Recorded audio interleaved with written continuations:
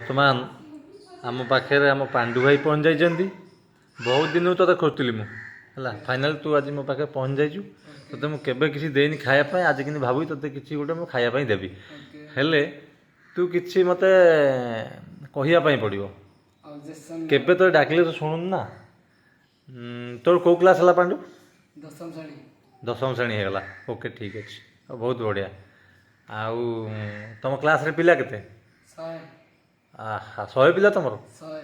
ଓହୋ, ଆଉ ତୋ ରୋଲ୍ ନମ୍ବର କେତେ? 88। 88? ବହୁତ ବଢ଼ିଆ, ଦେ ହ୍ୟାଣ୍ଡ ଚେକ୍। ବହୁତ ବଢ଼ିଆ।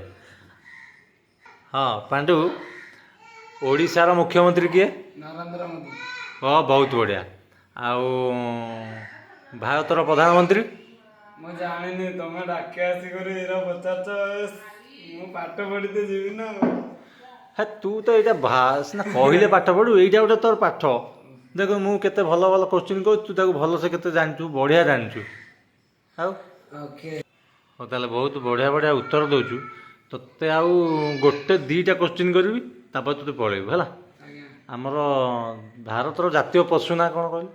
ଘୁଷୁରୀ। ବହୁତ ବଢ଼ିଆ। Nice, hand check. ଆଉ ଆମ ଜାତିର ପିତା? ମୋ ବାପା। ତୋ ବାପା ଜାତିର ପିତା? ଆଜ୍ଞା। ହଉ ବଢ଼ିଆ, ଏବେ ତୁ ଯା। ଆଜ୍ଞା।